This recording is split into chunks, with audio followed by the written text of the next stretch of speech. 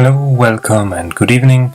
And since my fantastic new phone is broken and being repaired, well, it was actually dead on arrival more or less. Well, it worked, but there were flaws with the microphones. I decided to do something different today where I don't need a camera.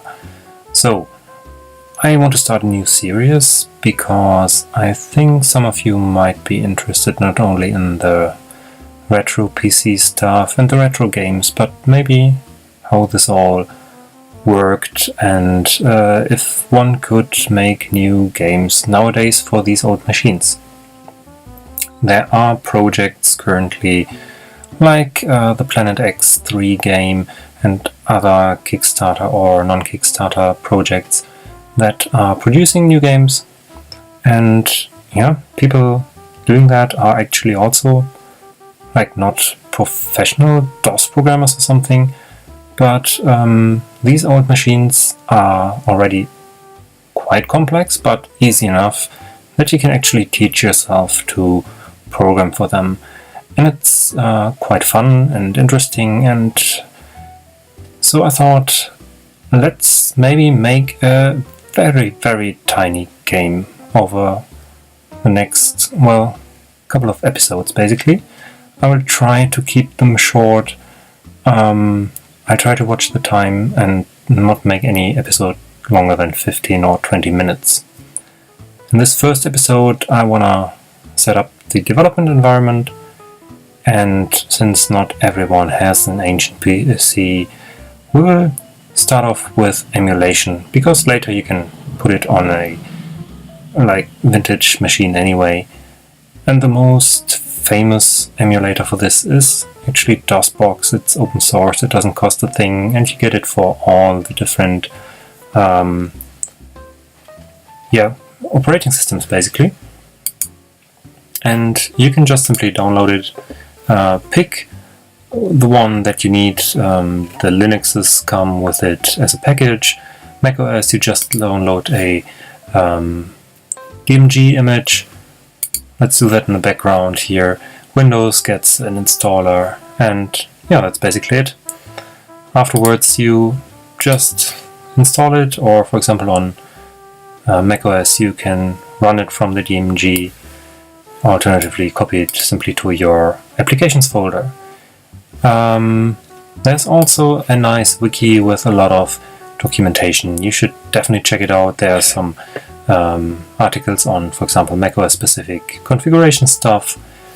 I already configured mine in advance, and when you double click DOSBox, it simply comes up like this. I already made it look a little bit nicer in my opinion, bigger screen. You can also toggle full screen if you want to, but this shall do. And it's just simply a DOS emulator emulating a PC. But it comes with very little, as you can see. A couple of programs here, an introduction program which gives you some hints on how to get files into the system.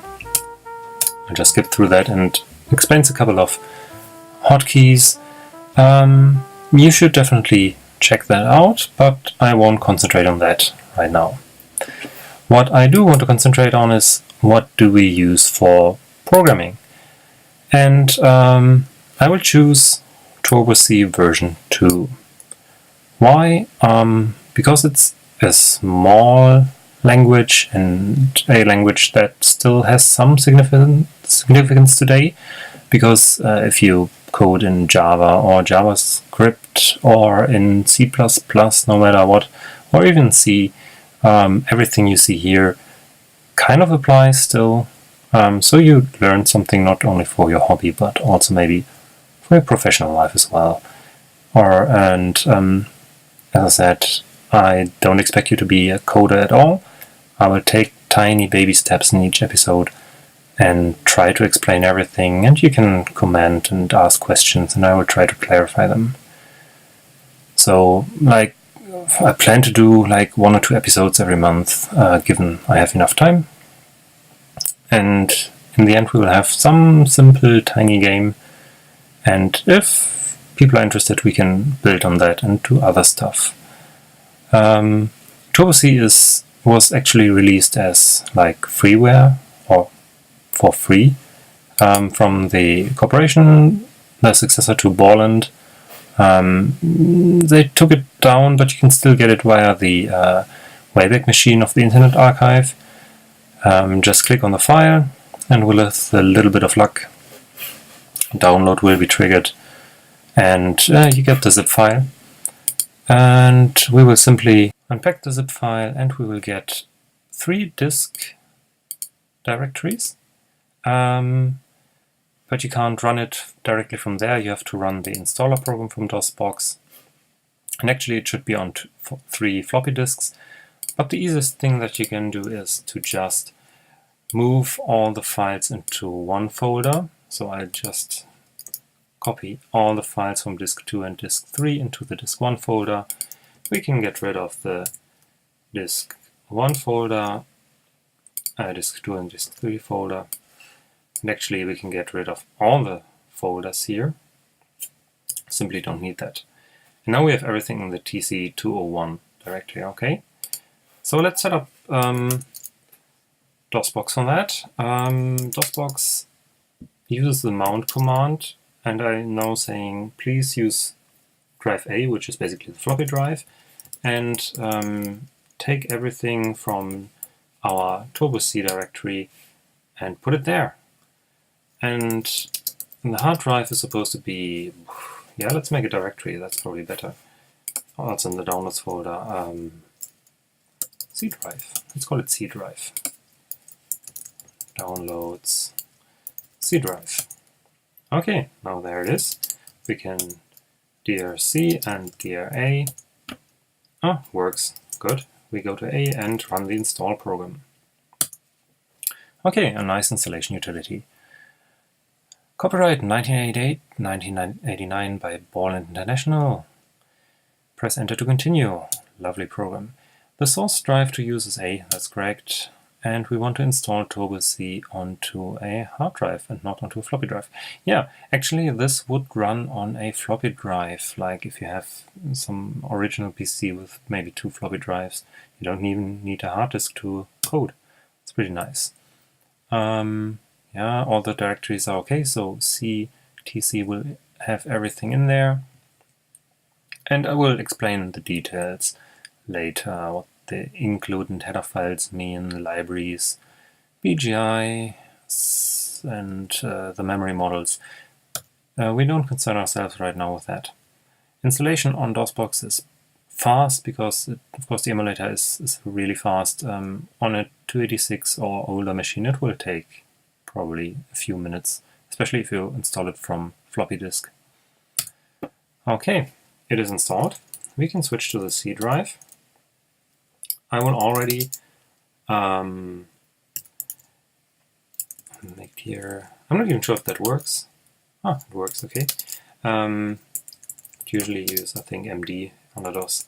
We make a directory called Let's Code.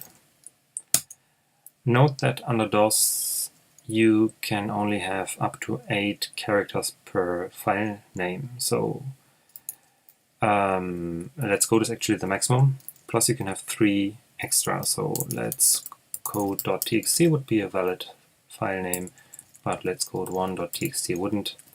Neither would Let's Code.txt1, right? So it's 8 characters for the name, plus 3 for the extension. That's a pretty tough limitation, but we will work with that. So let's go to TC, and yeah, there's a bunch of programs in here.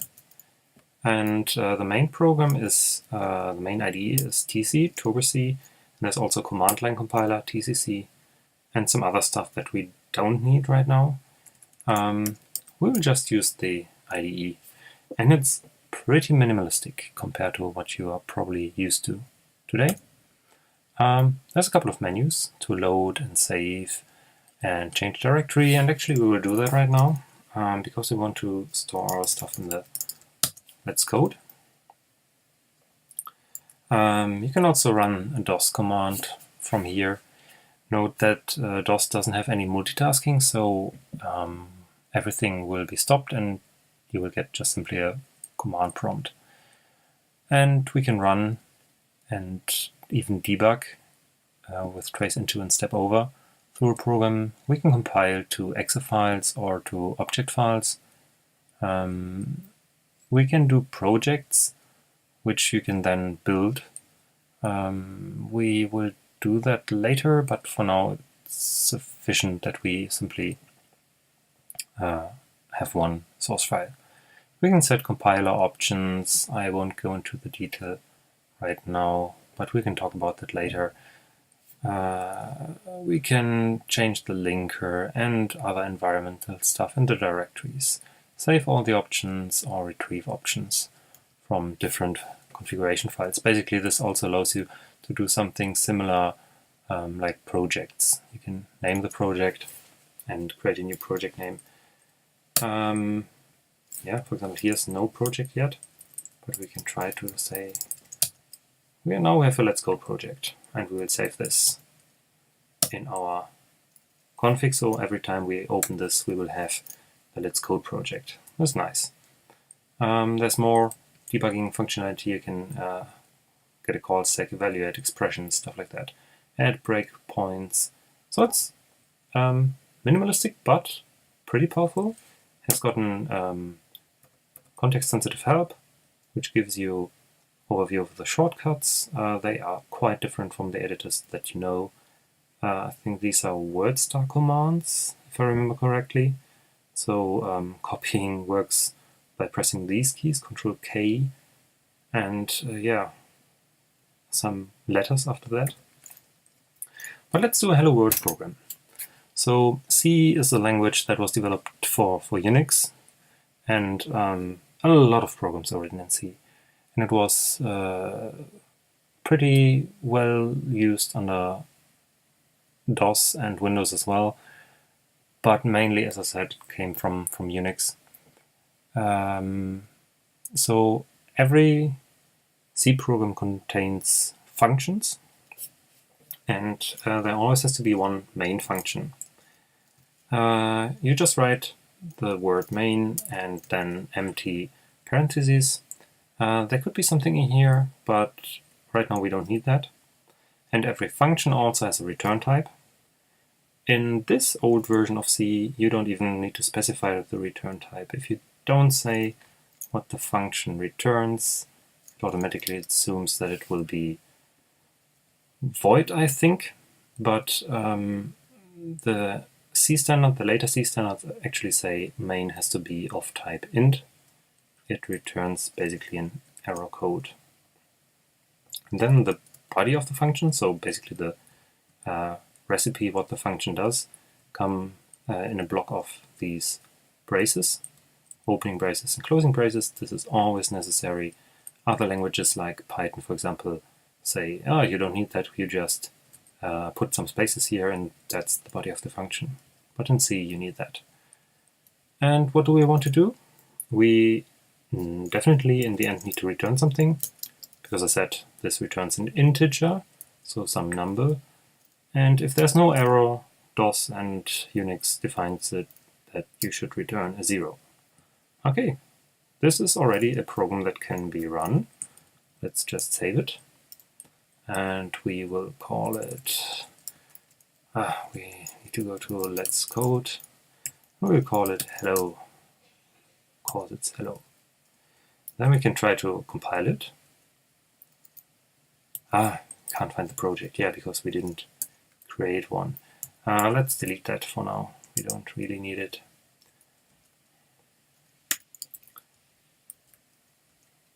Let's try compiling again. This seems to work. And let's see if we can run it. It ran, and it ran crazy fast, but you can also go to the user screen, and there was no output. Yeah, of course, because we didn't do anything. If we want to output something, like text, we have other functions, library functions, and the one for printing stuff on the screen is called printf in C. Print formatted, it's actually. And when you want to call a function, you need to put parentheses and then the arguments, and for now we just put a string here, and the string uses double quotes, and we can just write hello world. And then if we want a new line, we have to put \n here. At the end of every command or expression we need to put a semicolon. You already saw that, I didn't explain that. So we could actually put both in one line, but this is of course harder to read. But for C, the semicolon means please do the next command or statement or whatever you want to call it. Okay, so this is actually not quite correct code, so it probably might compile, yes, but it only implicitly compiles because actually functions are defined in so-called header files, which are part of libraries with code that other people wrote for you, so you don't have to write them. And there are special commands that begin with this hash symbol. And I will explain that later in detail as well. And basically, you can include other libraries by writing hash include. And then in these, what would you call them, like lesser and greater signs, or maybe triangular brackets, I don't know. You can include other libraries, and one of the standard libraries that comes with C is the so-called standard input-output library, and all the library files usually end in .h for header. So we have source files like our hello.c, which end with C because it's program language C, and the library files with their extra functions come in files with the ending h for header. So what do we have here? We have the statement that says, please use the library standard input-output. Use the library standard input-output. Then we have the main function, which always has to be there for a runnable program. It returns int and doesn't take any arguments. Then there's a block with all the commands in the function. We're calling the printf and pass it the string hello world with a new line. And then we return 0 and we're done. So let's compile again. It does seem to work. Let's run and also take a look. And there we have it, our first runnable program. We can now actually quit TurboC, go to the Let's Code, and there we have multiple files now. We have the config file that we saved, we have the hello.c source file, we have a hello bug, which is created by TurboC every time you save. That's a backup file of your source code because there's no undo and you can't open multiple files at once. It's very primitive. There's the hello obj, which is basically only the assembler code or the machine code for the C source file, and hello.exe is the full exe file with the C runtime for printing stuff and similar things. To actually be able to run TurboC from everywhere, we just set the path to only this. If you have other directories that you would want to put in there, you can put whatever in here, like maybe you have a DOS directory or something. Anyway, we can now run, for example, the command line compiler, which has a lot of options. We don't care about that right now, but you can just say TurboC compile hello.c, and it will compile and link everything, and you get your hello exe, which you can run, and voila, we have the exe program. Yeah, so this is still far from doing a whole game, of course, but it is a start. You now know how to download an emulator, how to download a whole programming language, and how to write your very first program and how to compile it. In the next video I will try to extend this program a little bit. We will try to maybe switch into a graphics mode, or I will try to explain how to do graphics. But this will be also in baby steps, because that's actually a quite complicated topic. And I will have to explain a bit about the PC hardware. I hope you like this. I try to keep it short, and if you have any comments or suggestions and stuff that you want to see covered, please leave a note. And other than that, share, like, and most importantly, subscribe. And yeah, have a nice evening.